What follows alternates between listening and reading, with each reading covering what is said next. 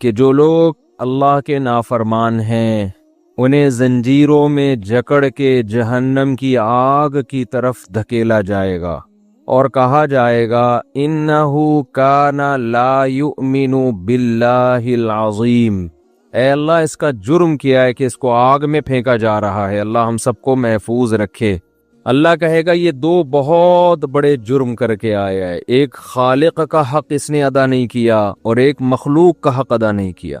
खालिक का हक क्या था? ला युमिनु बिल्लाहिल अज़ीम, वो अल्लाह जो अज़मत वाला है ये उसके वजूद पर, उसकी तौहीद पर ईमान नहीं रखता था। इसका ये दावा था कि हम खुद ब खुद वजूद में आते हैं, खुद ब खुद सारा निज़ाम चल रहा है, कोई चलाने वाला नहीं है। इससे आप अंदाज़ा लगा लो कि अल्लाह की नज़र में उन साइंसदानों की क्या वैल्यू है जो कहते हैं कि ये कायनात ऑटोमेटिकली वजूद में आई है। अल्लाह की नज़र में उनकी 2 टके की वैल्यू नहीं है। ये बहुत बड़ा जुर्म है, बनाने वाले का इनकार कर दिया। कोई चीज़ वजूद में आती है, सबसे पहले पूछा जाता है किसने बनाया। कोई भी चीज़ जिसमें थोड़ी सी भी डिज़ाइनिंग हो, थोड़ी सी भी मैनेजमेंट हो, कभी नहीं कोई कहता कि ऑटोमेटिकली खुद ब खुद बन गया। कमाल की बात यह है जिस कंपनी ने बनाया उस कंपनी का इनकार कोई नहीं करता। जिस मजदूर ने इमारत बनाई आज तक उस मजदूर का किसी ने इनकार नहीं किया। कोई ऐसा साइंटिस्ट पैदा नहीं हुआ जिसने मजदूर का इनकार कर दिया हो कि ये मजदूर ने नहीं बनाई, ये बिल्डिंग खुद ही बनी है। जिस इंजीनियर ने मोबाइल बनाया उसका किसी ने कभी इनकार नहीं किया। खुदा मिला था इनकार करने के लिए जिसने इस कायनात को बनाया। वहुवल्लज़ी यब्दउल खल्क़ा सुम्मा युईदुहु वहुवा अहवनु अलैहि। अल्लाह तो आगे की बात करते हैं। आज लोग इस बहस में उलझे हुए हैं कि इस कायनात को किसी ने बनाया कि नहीं। अल्लाह तो कहते हैं जिसने पहली दफा बनाया वो मार के दोबारा जिंदा करेगा। उससे अगले स्टेप पे सोचो। सवाल ये होता है ना, मर गए तो हड्डियां होके खत्म हो जाएंगे, दोबारा कैसे पैदा होंगे? तो अल्लाह तो इन सवालात के जवाब दे रहा है कि जिसने पहली दफा बनाया वही दोबारा बनाएगा। और आप इसमें उलझे हुए कि पहली दफा भी खुद से बने हैं कि किसी ने बनाया है। अल्लाह तो उससे अगली बात कर रहा है। अल्लाह कह रहा है इतना भी काफी नहीं है कि किसी ने इस कायनात को बनाया है, इतना ईमान लाने से जहन्नम से निजात नहीं मिलेगी। मुशरिकीन मक्का मानते थे कि किसी ने बनाया है। अल्लाह ने कहा ये भी मानना पड़ेगा कि जिसने बनाया है वो दोबारा भी बना सकता है, क्योंकि काफिर एतराज उस जमाने में करता। कुछ लोग उस जमाने में एथियस्ट थे, मुल्हिद थे, जो कहते थे कोई नहीं है बनाने वाला। ये बहुत थोड़े थे। मेजॉरिटी कहती थी किसी ने बनाया है, ये खुद ब खुद नहीं बन सकता। लेकिन वो ये कहते थे दोबारा नहीं बनेंगे, दोबारा नहीं बनेंगे हम। मैं इतना जोर क्यों लगाता हूँ? लोग कहते हैं फिर वही टॉपिक एथियस्ट पे आप पीछे पड़ जाते हो, फिर वही। भाई सारा मसला ही यही है। मौत के बाद दोबारा जिंदगी का ना यकीन है ना इस्तेहजार है, तभी तो बदमाशियां सारी। देखो आपको पता हो कि 50-60 साल के बाद मैंने वहां सेटल हो जाना है। लोग जाते हैं ना, अमेरिका जाते हैं जॉब के लिए, सऊदीया जाते हैं। उनको पता है यार 60 साल में रिटायर होके हमने कहाँ आना है, पाकिस्तान आना है। तो तैयारी शुरू कर देते हैं ना, यार यहाँ पहले से दुकानें खरीद के रखो, होटल बनाओ, क्योंकि हमने बिलाखिर रिटायर होके आना कहाँ है, पाकिस्तान मूव करना है, फैमिली हमारी वहीं है, कब्र तक के लिए जगह देख लेंगे। तो भाई हमने मूव करके आना पाकिस्तान है वापस, तो हम यहीं पर सेटलमेंट के लिए यहाँ पर जो है ना, मैंने बहुत से लोग देखे हैं सऊदीया में जॉब कर रहे हैं, यहाँ प्रॉपर्टी खरीद रहे हैं। क्यों भाई? यार जितने भी साल हो, 50-60 साल के बाद तो बिलाखिर हमने कहाँ जाना है, तो पैसा यहाँ भेज रहे हैं। यार बहरिया टाउन में 2 प्लॉट ले लो, 2 नाज़िमाबाद में ले लो। सुना है नया नाज़िमाबाद पानी में नहीं डूबा, सही है ना, मुझे कोई कमीशन नहीं मिलेगा इस पे। तो सुना है जी ये हो जाएगा, ये हो जाएगा, इस तरह करके ना। बात एक छोटी सी कर दूं, मैं कभी किसी होटल में खाना खाने जाऊं, होटल के मालिकान मुझसे वीडियो बनवा लेते हैं, खाना कैसा लगा, मैं बोलता हूँ बहुत अच्छा लगा। बोलना पड़ता है ना, ये थोड़ी बोलूंगा कि बिल्कुल भी अच्छा नहीं लगा। तो वो वीडियो चलती आती है। लोग ये समझते हैं कि शायद मैं, जो जैसे फनकार अदाकार लोग होते हैं ना, वो कंपनी की मशहूरी के लिए खाते हैं और कहते हैं आइए आप भी यहीं कबाब खाइए और बहुत अच्छे हैं। तो मेरा ये काम नहीं है, ना मुझे कमीशन मिलता है, ना कोई पैसे, ना मैं किसी की पब्लिसिटी के लिए जाता हूँ। जाके लोग कैश करा लेते हैं, चले गए तो लोगों ने कैश भी करा। अब उनको मना नहीं किया जा सकता उस वक्त पे। हम तो वैसी तफरी में कहीं चले गए, अब वो फौरन कहते हैं मुफ्ती साहब एक जरा आप थोड़ा सा वीडियो रिकॉर्ड करवा दें, कैसा लगा खाना। तो अब मैं नहीं, ये गैर अखलाकी हरकत होती है ना कि आदमी कैसे मना करे उसको। मैं बोलता हूँ माशाल्लाह बहुत अच्छा लगा खाना। तो ये वही है 50-50 में जो कमेंट्री करवा रहा था ना, बंदूक पीछे रखी हुई थी, वो कह रहा है सलीमुल्लाह बहुत अच्छा हॉकी खेल रहा है ना, 50-50 आता था उसमें दिखाया, हॉकी की कमेंट्री हो रही है, सलीमुल्लाह बहुत अच्छा खेल रहा है। लोग कह रहे हैं भाई सलीमुल्लाह तो खेल ही नहीं रहा सही तरीके से। वो कह रहा नहीं बहुत अच्छा खेल रहा है। लोगों ने कहा यार हम जा रहे हैं स्टेडियम छोड़ के। कह रहे तुम जहन्नम में जाओ, सलीमुल्लाह बहुत अच्छा खेल रहा है। आखिर में रोने लगा कि अल्लाह की कसम बहुत अच्छा खेल रहा है। रोते रोते बता रहे, कैमरे में दिखाया पीछे पिस्टल रखी हुई है उसके यहाँ ना। उसमें ये शो करवाया था कि कमेंट्री करने वालों को भी ना एक बाज दफा खरीद लेते हैं। वल्लाह आलम, अल्लाह ही जाने सही है गलत है, लेकिन वो भी किसी खिलाड़ी को ऊपर ले जा रहे हैं किसी को। दुनिया में हर चीज अब एक वो बन चुकी है ना, कमर्शियल हो चुकी है हर चीज। तो अब मुफ्ती भी कमर्शियल हो गए हैं, मौलाना भी कमर्शियल हो गए हैं। वो नहीं भी होते लोग उनको कमर्शियल के तौर पे इस्तेमाल कर लेते हैं। अब कई बार हम वैसे ही चले गए कहीं होटल पे खाना खाने के लिए, दिल चाह रहा था कहीं बैठने का, खा लिया, फौरन वो फिर होटल का मालिक आ जाता है, एक सेल्फी और फिर बताएं कैसा लगा। मैं कहता हूँ बहुत अच्छा लगा। नहीं भी लगा हो तो क्या कहता हूँ, बहुत अच्छा लगा। पीछे क्या रखी हुई है, बंदूक। बंदूक का मतलब दबाव तो है ना, वैसे तो अच्छा ही होता है आमतौर पे। तभी तो गए थे हम कि अच्छा रिपोर्ट थी कि भाई यहाँ का खाना अच्छा है तो चले गए। तो उसमें आप बदगुमान ना हो कि मुफ्ती साहब ने कोई कमीशन लिया है या मुफ्ती साहब की कोई पार्टनरशिप है होटल वाले के साथ कि मैं उसको प्रमोट करूंगा, आधे पैसे तेरे आधे मेरे, ऐसा कोई कहानी नहीं। मेरा कोई बिजनेस पार्टनर इन चीजों में नहीं है।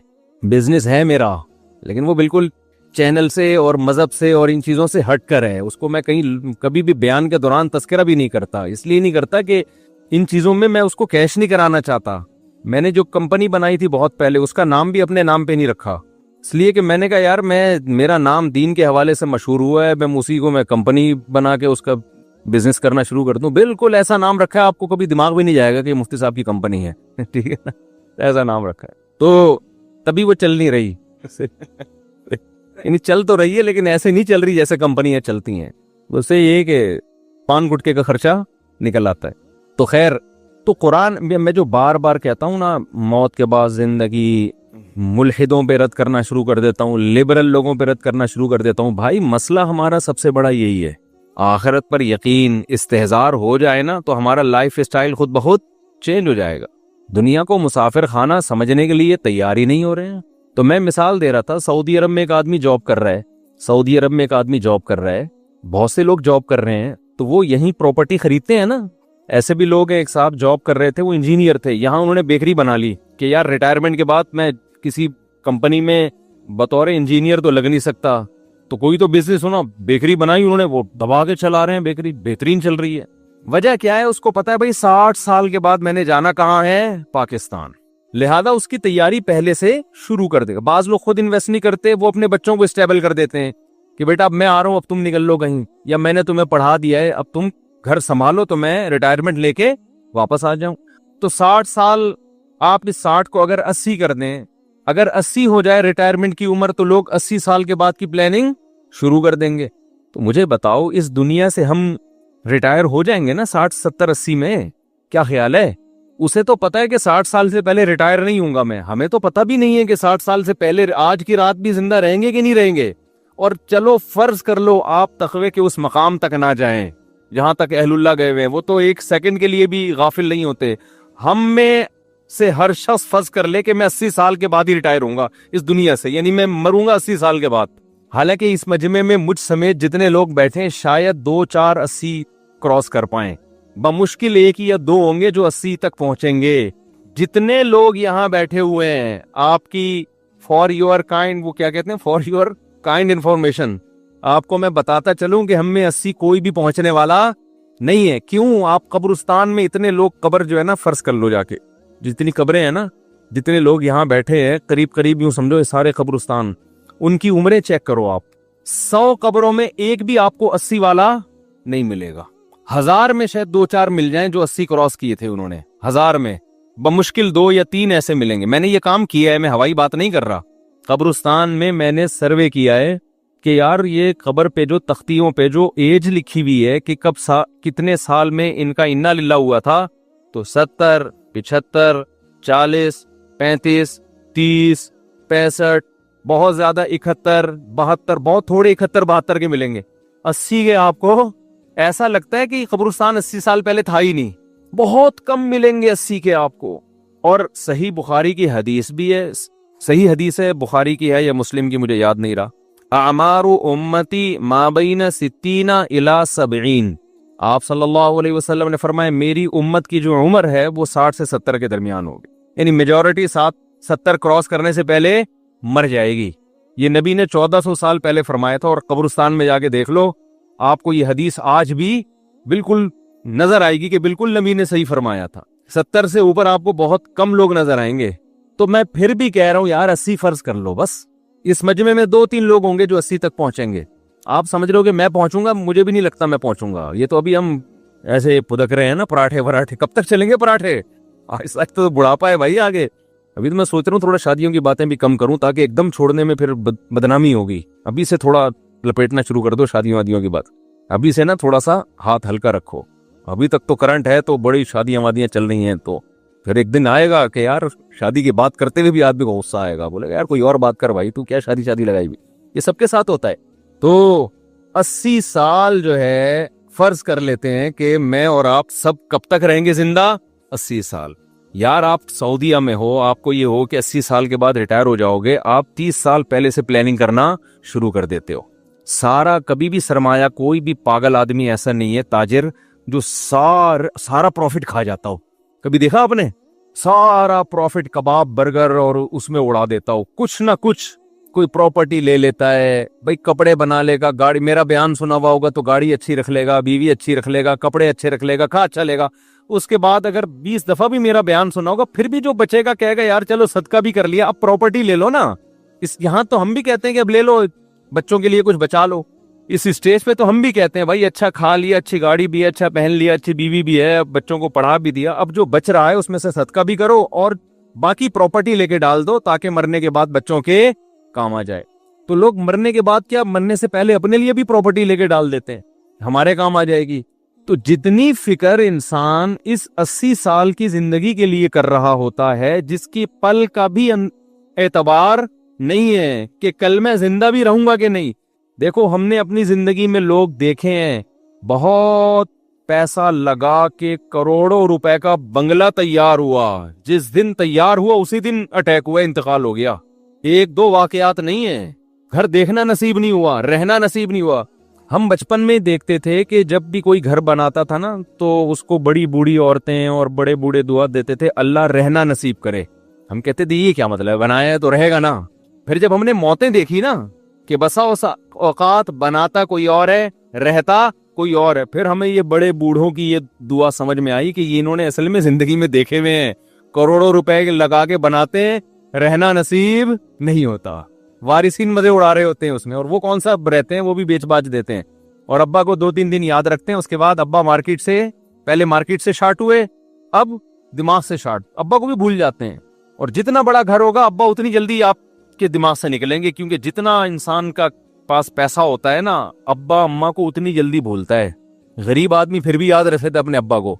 जितनी अय्याशी आती है तो रिश्ते उतने ही कमजोर होते हैं, और जितनी गुर्बत होती है, रिश्ते, गरीब के पास रिश्तों के अलावा कुछ है नहीं ना, वो रिश्तों को फिर भी याद रख लेता है। तो इसलिए मैं बार बार इस पे बात करता हूँ, कब्र का के बाद जिंदगी है, और इसके अकली दलाइल लेता हूँ, क्योंकि ये दौर है आजकल लोगों ने अकल को अपना बाप बना लिया। बनाना भी चाहिए, इस्लाम भी अकल इस्तेमाल करने का हुक्म देता है, लेकिन उस अकल को ऐसा बाप बनाया कि वो गलत गाइड कर रही है वो अकल। तो मैं यस कर रहा था कि जैसे एक आदमी अमेरिका में हो, सऊदीया में, उसको पता है वापस मैंने अपने कंट्री में आना है, वो तैयारी करता है ना। तो अगर मुझे और आपको 100% यकीन है कि मरने के बाद जिंदगी है, तो यार यहाँ आपको आना था 10 साल के लिए, 60 साल में रिटायर होकर आ रहे हो, तो उम्र है 60 से 70, तो 10 साल के लिए तो इतनी प्लानिंग कर रहे हो कि मैं 10 साल कैसे गुजारूंगा। और जहां मरने के बाद करोड़ों अरबों साल रहना है, उसके लिए जर्रा बराबर भी कोई प्लानिंग नहीं है तो इतनी लंगड़ी लूली कि वो ऐसी प्लानिंग है कि ट्राई करके देख लेते हैं, अगर कब्र निकल आई तो बच जाएंगे, नहीं हुई तो कुछ चलो, यानी अगर बिलफर्ज अज़ाब कब्र सच्ची मुच्ची का हो गया तो कुछ तो थोड़ा सा तो करके जाओ ना। ऐसा ईमान चल रहा है। यानी एक आदमी का ये यकीन है कि मैं सऊदी अरब में रह रहा हूं, मुझे यहाँ की गवर्नमेंट कभी भी नहीं निकालेगी, मुझे यहाँ 10 साल बाद नेशनैलिटी मिल जाएगी। लेकिन एक इम्कान होता है कि अगर नहीं मिली तो मुझे अपने कंट्री वापस जाना है, तो एक आध गुटके की दुकान लेके वहां भी डाल दो। वो ऐसे इन्वेस्टमेंट करेगा कि बिलफर्ज अगर नहीं मिली तो यार थोड़ा सा तो इंतजाम करो ना, बिल्कुल ही रोड पे ना आ जाए। बाकी इन्वेस्टमेंट वो सारी वहीं करेगा जहां की नेशनैलिटी की उसको उम्मीद है, समझ रहे हो। तो हमारा आखिरत पर ऐसा लंगड़ा लूला ईमान है कि हमारा ख्याल है कि हमें नेशनैलिटी तो यही की मिलेगी दुनिया की। बिलफर्ज अगर मर गए, बिलफर्ज 1% चांस है कि इस्लाम की बात सच्ची निकली और मौत के बाद दोबारा जिंदगी हुई और जन्नत जहन्नम बरहक निकला, तो यार एक गुटके की दुकान ही थोड़ी सी खुलवा लो वहां जाके जन्नत के लिए। थोड़ा सा वो वाइपर वाले को 20 रुपए पकड़ा दो, शायद क़यामत के दिन काम आ जाए। क्या ख्याल है? वो जो वाइपर लगा रहे होते हैं ना गाड़ी पे, यार थोड़ा सा ऐसा करो कि आज अम्मा के पांव दबा दो, शायद जन्नत मिल जाए। ये चल, इससे ज्यादा नहीं आगे बढ़ रहा आदमी। आज जुम्मे की नमाज पढ़ लो, हो सकता है कब्र सही हो। अब फजर की कौन पढ़े यार, सही है ना, फजर की तो बड़ी मुश्किल काम है। फजर की वो पढ़ेगा जिसको सच्ची मुच्ची का यकीन हो गया भाई वाकई अल्लाह क़यामत के दिन नमाज का हिसाब लेगा। सच्ची मुच्ची का यकीन नहीं है, ट्राई कर रहा है आदमी, यार हो सकता है इस्लाम ने ये जो कहा है कि जन्नत बरहक है, तो हो सकता है ये वाकई हो भी, तो ऐसा ना हो क़यामत में चौड़े में आ जाए।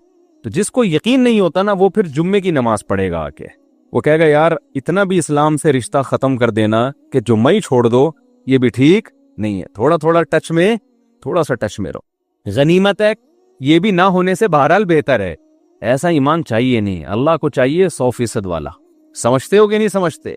तो मैं अर्ज कर रहा था कि अल्लाह तो अगली बात कर रहा है, हम अभी पहले मसले में अटके हुए हैं कि ये कायनात का कोई क्रिएटर है नहीं। अल्लाह तो कह रहा है कि वहुवल्लज़ी यब्दउल खल्क़ सुम्मा युईदुहु, वो अल्लाह है जिसने पहली दफा बनाया वही दोबारा बनाएगा। क्योंकि काफिर कहता था दोबारा कैसे बनेगी, मर के मिट्टी होके जमीन में तहलील हो जाएंगे, खत्म हो जाएंगे, मुर्दों में जान कैसे पड़ेगी, कायनात जब तबाह हो जाएगी तो ये कहां से दोबारा पैदा होगी। अल्लाह कहते हैं जो पहली मर्तबा जब कुछ भी नहीं था, उस वक्त तो कुछ भी नहीं था ना।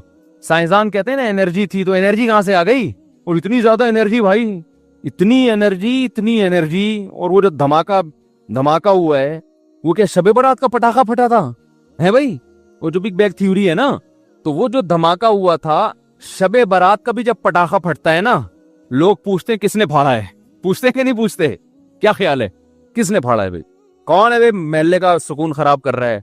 एक दिन शबे बारात से 2 दिन पहले पटाखा फटा, लोग कह रहे थे भाई शबे बारात आई नहीं, पटाखे किसने फाड़ना शुरू कर दिए। अब उसमें कोई साइंसदान आए और थ्योरी पेश करे कि एक पटाखा एनर्जी जमा हुई थी जिससे पटाखा फटा है, लोग मानेंगे उसकी बात? तो बोलेंगे भाई ये पटाखा फटता नहीं है, फाड़ा जाता है ना। खुद ब खुद भी बाज दफा धमाके हो जाते हैं जमीन में, लेकिन वो भी एक एनर्जी होती है, कुछ ना कुछ हो रहा होता है, तो वो होने के भी कोई लॉजिक होती है। तो बात यही है कि कायनात का नुक्ता आगाज ये किसी ने किया है, ये खुद ब खुद नहीं हुआ, ना मुमकिन नहीं है। इससे बड़ा झूठ दुनिया में कोई नहीं है। तो कुरान तो अगली बात कर रहा है कि तुम बार बार कब्रों को झांक के मुर्दों को फाड़ फाड़ के देखते हो कि ये तो सारे खत्म हो गए, दोबारा कैसे जिंदा होंगे। अल्लाह कहेंगे जरा माजी की तरफ जाओ, तुम्हें इस कायनात में एक जर्रा भी नजर नहीं आएगा। उसने अपनी कुदरत से 7 आसमान बना दिए, सूरज चांद सितारे कहकशाएं, ओ इतना बड़ा निजाम, और वो पूरे इंसान और जानवर और समंदर की मछलियां, और इतनी लाखों किस्म की मछलियां हैं, इतनी लाखों किस्म के समंदर की मखलूक है, उड़ने वाले परिंदे। अवलम यरौ इला तैरि फौकहुम साफ़ातिन व यक़बिज़न, कुरान कहते हैं इन परिंदों की तरफ नहीं देखते, कैसे स्टाइल में उड़ते हैं, सफ फैलाते हुए भी और सफों को पर फैलाते हुए भी और पर बंद करके भी, और कैसी कतारें बना बना के चलते हैं। ये एक चीज भी अल्लाह की कसम ऑटोमेटिकली इत्तेफाक से वजूद में नहीं आई है। आज इंसान ने जहाज इजाद किया, कैसे उड़ता है वो पता है आपको? जहाज कितनी टेंशन है उसको अभी भी उड़ने में। पहले वो रनवे पे जाएगा, दौड़ेगा, तगड़ तगड़ तगड़ तगड़ हवा को क्रॉस करेगा ना, फिर हवा की ताकत से ऐसे करके उड़ेगा। फिर ऐसा नहीं बीच में जाके पर बंद कर ले, बंद किया और सब मार्केट से क्या होंगे शार्ट। वो एक दफा एक जहाज तबाह हुआ, मैंने एक उसमें बड़े मशहूर आदमी थे, वो भी थे, पाकिस्तान में तो होता रहता है जहाज वाज तबाह होना, कोई अल्हम्दुलिल्लाह कोई इतनी बड़ी बात नहीं है। तो मैंने उनसे पूछा यार वो फला जगह के मोहतमिम हैं, वो कहाँ हैं आजकल? उन्होंने कहा है नहीं थे। मैंने कहा क्यों थे? कह रहे हैं अभी अभी जहाज तबाह होने की इत्तला आई है, उसमें वो भी थे। तो जो हैं थे अब वो जहाज में क्या हो गए हैं? थे हो गए। 2 मिनट लगते हैं पाकिस्तान में जहाज में बैठो। मैं तो जब से जहाज के वाक़े, हमारे एक दोस्त हैं एबटाबाद में, उनको वो एरोफोबिया कहते हैं उसको, जहाज का एक फोबिया होता है हाइट से नहीं, जहाज से डर लगता है, हवा से डर लगता है उन्हें। तो खैर उनको बड़ा डर लगता है ना, हालांकि है बड़े सेहतमंद। तो वो क्या हुआ कि वो उनका सफर था, उनको लोगों ने तैयार किया ना, भाई बैठ जा जहाज में, कुछ नहीं होता, आंख बंद करके बैठ जाना। उन्होंने बड़ी हिम्मत, अपना वाकया खुद सुना रहे थे, बड़े बहुत बड़े ताजिर हैं, कहते हैं मैं बैठ गया। अब मैंने इरादा किया चलो टिकट करा ली यार, आंख बंद करके बस एक दफा डर निकालो। यानी जिस दिन मैंने इरादा किया ना, उसी दिन जुनैद जमशेद का जहाज क्रैश हो गया, जिसमें जुनैद जमशेद की शहीद होने की इत्तलाई। कह रहे मैंने कहा भाई उसके बाद से अब तक वो जहाज में नहीं बैठे। तो अब नफ्सियाती डॉक्टर के पास इसका इलाज थोड़ी है। नफ्सियाती डॉक्टर को चाहिए PIA वालों का इलाज करे, उनके इंजीनियरों पे मेहनत करे कि जहाज गिरे नहीं, ताकि लोग डरे नहीं जहाज से। तो मैं यस कर रहा था जहाज कैसे उड़ता है। अभी भी इतनी तरक्की करने के बाद भी इंसान ने एक चीज ऐसी इजाद की है जिसको बड़ा कंट्रोल करना पड़ता है। से स्पीड से जाता है, कैलकुलेशन होती है उसकी, इतने बड़े पर होने चाहिए, ना ज्यादा ना छोटे, फिर उन परों का एक खास स्टाइल है। आपने देखा होगा प्लेन में जब सफर करते हैं ऐसे पर हिल रहे होते हैं, फिर उससे उसकी मूवमेंट होती है। उस पे कितने बड़े बड़े इंजीनियरों की हजारों साल की मेहनत है। यानी जो भी दुनिया में इंजीनियर आए उसने अपना इल्म आगे पार्सल करके मर गया, फिर अगला आया उससे आगे पार्सल करते करते हजारों साल के बाद यहाँ जाके पहुंचे हम।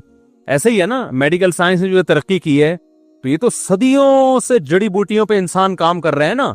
वो सारे हकीम जितने दुनिया में गुजरे, माजी में अंग्रेजों में हो, मुसलमानों में हो, उनकी रिसर्च को यहां तक ले जाके पहुंचाया है। तब जाके ये पैनाडोल इजाद हुई है, तब जाके ये पैरासीटामोल और डिस्प्रिन और ये सब चीजें इजाद हुई हैं। इसके पीछे हजारों साल की इंसान की मेहनत है। ठीक, डिस्प्रिन एक जहाज खुद नहीं बन सकता। और परिंदों को देखो कैसे, नॉर्मल परिंदा ऐसा नहीं करता, पहले तकड़ तकड़ तकड़ तकड़ रनवे पे भाग रहा है भाई। परिंदा जहां बैठा होगा, जब उड़ना होगा बड़े आराम से उड़ जाए, जिधर को मूव करना है।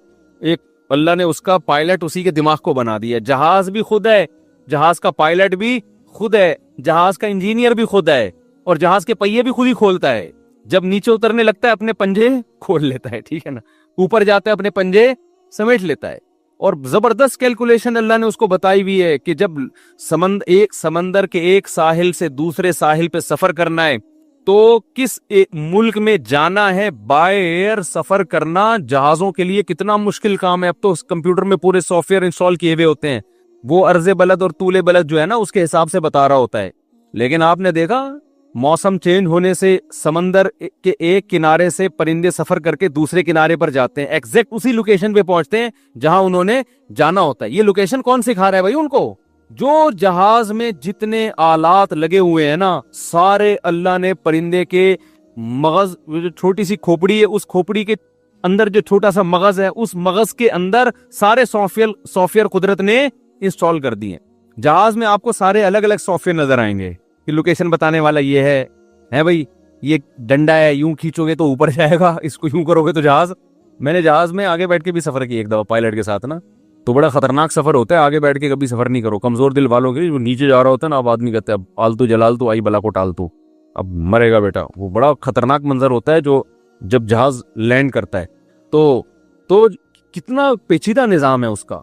लेकिन परिंदा एक ऐसा जहाज है, जब वो उड़ता है तो यार वो जो कर्व ट्रिग्नोमेट्री की जो इक्वेशंस हैं, जिसकी वजह से उसने लंबे लंबे सफर करने हैं, वो सॉफ्टवेयर भी उसी दिमाग के अंदर इंस्टॉल हुए हैं और अलग से नजर भी नहीं आ रहे कि एक मशीन ये वाली है। वही मगज है, निकाल के डबल रोटी के साथ खा जाओ आप उसको। लेकिन हमें तो कुछ नजर नहीं आ रहा। क्या निजाम है यार, खुदा का क्या निजाम है। उसी को कि भाई जब टर्न करना है तो जहाज को जब मुड़ना होता है, इतनी मशीनें अंदर लगी हुई हैं, इतने सारे सिस्टम लगे हुए हैं। एक दफा PIA के पायलट ने हमें बताया कि हम पेशावर जा रहे थे तो पहिए ही नहीं खुले हमारे।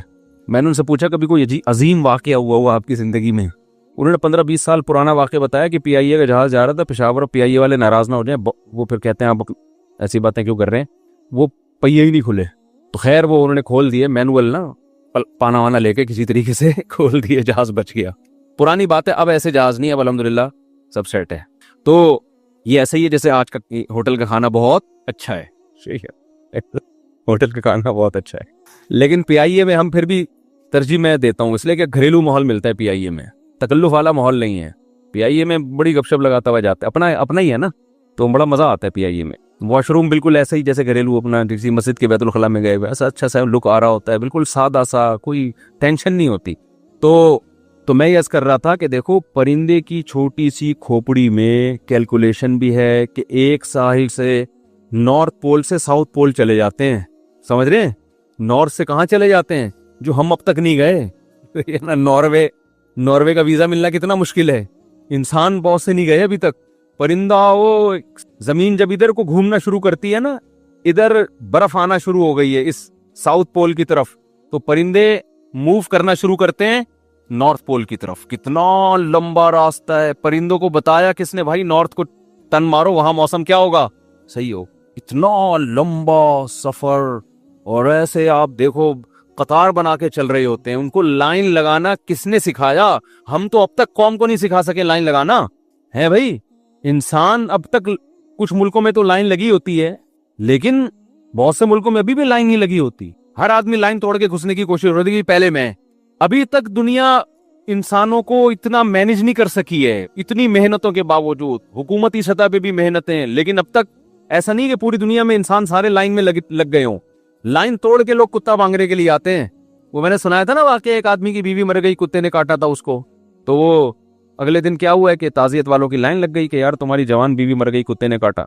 तो वो लाइन लग गई है, तो एक आदमी लाइन तोड़ के आया। वो लाइन से मुझे हिवाल याद आया। लाइन तोड़ के आया और उस बंदे से कहते एक दिन के लिए कुत्ता मिल जाएगा उधार। तो उसने थप्पड़ मार के बोला, अबे लाइन में लग जाके तू क्या समझ रही है, ताजियत के लिए आए हुए, सारे कुत्ते के लिए आए हुए यहाँ पे, ठीक है। तो जो कुत्ते के लिए भी लाइन में लगा होता है, कुत्ते के लिए वो भी लाइन में नहीं लगा होता, वो भी लाइन तोड़ के आ रहा होता है। लेकिन परिंदे जब लंबे लंबे सफर करते, कैसा लाइन लगा के लाइन में सफर करते हैं, देखा है ना। तभी तो कुरान कहता है अवलम यरौ इला तैर, अरे क्या देखा नहीं इन्होंने। अंदाज देखो, ये नहीं कहा देखो इन परिंदों की तरफ, ना ना, अबे देखा नहीं है तुमने, बातें कैसी कर रहे हो तुम तो ऐसी बातें कर रहे हो जैसे तुम घुन्ने हो, तुमने कुछ देखा ही नहीं है दुनिया में। तो सब अपनी आंखों से देख रहे हो, उसके बाद कैसे एतराज करते हो कि खुदा दोबारा कैसे जिंदा करेगा और खुदा के क्या एहसानात हैं, खुदा है भी कि नहीं है। तुम ये कैसी बातें कर रहे हो, ये सब देखा नहीं अपनी आंखों से तुमने।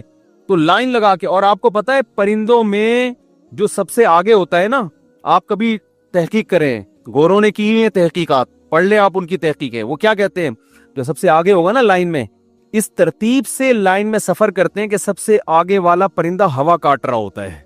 समझ रहे? सबसे आगे वाला परिंदा क्या करता है, हवा काटता है, क्योंकि हवा के मुखालिफ चलने में मुश्किल होती है। थोड़ी देर में वो पीछे आता है, दूसरा आगे आ जाता है। समझ रहे हो, दूसरा आगे आता है, फिर ये जो पीछे गया है ये और पीछे आएगा, इससे जो आगे वाला है वो उसकी जगह संभाल लेगा। ऐसे तमाम परिंदे अपनी ड्यूटी पूरी करते हैं। जगह जैसे हम जनाजे की चारपाई में कंधा दे रहे होते हैं ना, भाई मैं थक गया हूं अब तू आ जा आगे, वहां फिर भी हम उस डिसिप्लिन को कायम नहीं रख सकते। बाज दफा एक ही आदमी का कंधा थक जाता है। वो एक मोटे आदमी का इंतकाल हो गया, उसके बच्चे कंधा ही नहीं दे रहे थे, सॉरी उस मैयत को कोई कंधा ही नहीं दे रहा था। तो बच्चों ने कहा कि भाई कंधा दो, लोगों ने कहा हमने थोड़ी मारा है इसको जो हम कंधा दे भाई, कि भारी आदमी था ना। तो बाज दफा ऐसे होता है, शुरू में दिखाने के लिए सबने कंधा दे दिया, उसके बाद आहिस्ता आहिस्ता खिसकना शुरू। वो मैनेजमेंट जो जनाजे की चारपाई में नहीं होती, वो मैनेजमेंट आपको सैकड़ों किलोमीटर का सफर करते हुए परिंदों में नजर आएगी। वो कभी ऐसा नहीं करते कि अब तू है ना, हम अगर ऐसे होते ना, एक बंदा हवा काटते हुए आगे जा रहा है, हम कहते जब तक मर नहीं जाता ना इसी को जाने से बेटा तू आया क्यों आगे, ऐसा ही होता ना। हाँ, हम कहते तू आगे आया क्यों। वो कह रहा था अबे यार कोई बंदा मेरी सीट संभाले तो मैं पीछे जाऊं, अगला सीट ही नहीं संभालता, और अगर वो सीट छोड़ देता तो पिछला और पीछे हो जाता जाके घुन्ना बन के, सार वो चले जाते नॉर्थ से साउथ की तरफ, सवाल ही पैदा नहीं होता। कैसा निजाम खुदा ने उन परिंदों की छोटी सी खोपड़ी में डाल दिया कि भाई बारियां तब्दील होंगी, सबका एहतराम करना है, कतार में लगना है और तमीज से हंसी खुशी सबने मिलजुल के सफर करना है। मछलियों के आप असफार देखें समंदरों में, एक किनारे से कछुए एक जगह अंडे देते हैं, वहां से मूव करके पता नहीं कहां चले जाते हैं। हमारे एक रिश्तेदार थे समंदर में ना, उन्होंने मुझे बताया कि साइंसदान आए हुए हमारे शिप पे। क्यों आए हुए? कछुए के ऊपर उन्होंने एक आला लगाया है कि ये कमबख्त मैं इसलिए कह रहा हूं कि जो काम हम नहीं कर सकते, तू कछुआ हो गया यार, हमसे भी आगे निकल गया है, इसलिए मुझे गुस्सा आ रहा है कछुए के ऊपर। अंडे देता है एक जगह और फिर मूव करके सैकड़ों किलोमीटर का फासला तय करके कहीं चला जाता है। ये कछुआ था या कोई मछली थी। और जब अंडों से बच्चे निकलने का वक्त आता है ना, तो वो इतना लंबा सफर करके वापस उसी जगह आता है। तो साइंसदान ये देख रहे थे कि इसको इतनी जबरदस्त कैलकुलेशन और ये बिल्कुल सही फासला तय कैसे कर लेता है ये। तो पता ये चला कि जी इनका मुवासलाती राब्ता है आपस में, बच्चे जब निकलते हैं तो कुछ आपस में इनका कोई कनेक्शन है। तो क्या कनेक्शन है उसको ट्रेस करने के लिए आए थे। कैसा खुदा ने निजाम बनाया यार, सैकड़ों किलोमीटर का फासला तय हो जाता है, वहीं से इनके आपस के मुवासलाती राब्ते भी होते हैं। तो ये है अहसना कुल्ल शैइन खल्क़हु सुम्मा हदा, जिसने हर चीज को बेहतरीन अंदाज से बनाया और उसे उसकी फितरत के रास्ते पे चला दिया। तो इसलिए अल्लाह तो अगले स्टेप की बात करता है। अल्लाह कहते हैं ये जो कहते हैं ना कि बनाने वाला कोई नहीं है, तो बिल्कुल पागल किस्म के लोग हैं। अगर तुम ये ईमान ले आए ना कि अल्लाह ने बनाया है, तो इस खुशफहमी में ना रहना कि तुम्हें जहन्नम से निजात मिल जाएगी। ये कुछ भी नहीं, कोई बड़ी बात नहीं है। तुम्हें अगली बात पे ईमान लाना पड़ेगा कि जिसने पहली मर्तबा बनाया उसके लिए दोबारा बनाना भी कोई मुश्किल नहीं है, और वो बनाएगा दोबारा। असल तो ये फड्डा है हमारा, क्योंकि आपने अगर मान भी लिया कि अल्लाह ने इस कायनात को बनाया है और दोबारा जिंदगी के आप अगर कायल नहीं है, तो उस मानने का कोई फायदा नहीं है। करोगे क्या? आप बोलोगे मर के मिट्टी हो गए, खत्म हो गया। तो खुदा की मान के चलो या ना मान के चलो, दोनों का अंजाम क्या हो जाएगा? सेम। अंजाम दोनों का जब सेम है तो इबादत कर ली ठीक है, नहीं करी तो भी ठीक है। माँ के कदमों में जन्नत तलाश कर ली ठीक है, नहीं तलाश की तो भी ठीक है, क्योंकि जन्नत है तो कुछ भी नहीं है। एक डायलॉग है कि एक अम्मा के कदमों में जन्नत तलाश कर रहा हूं, लेकिन जिसको जन्नत पे यकीन है ना, वो अम्मा के कदमों में सच्ची मुच्ची की जन्नत तलाश करेगा। समझते हो कि नहीं समझते? वो अब्बा के पेशानी में सच्ची मुच्ची की जन्नत तलाश करेगा, वो बर्दाश्त करेगा अब्बा की। तो कुरान अगले स्टेप को बयान करता है कि मौत के बाद दोबारा जिंदगी। या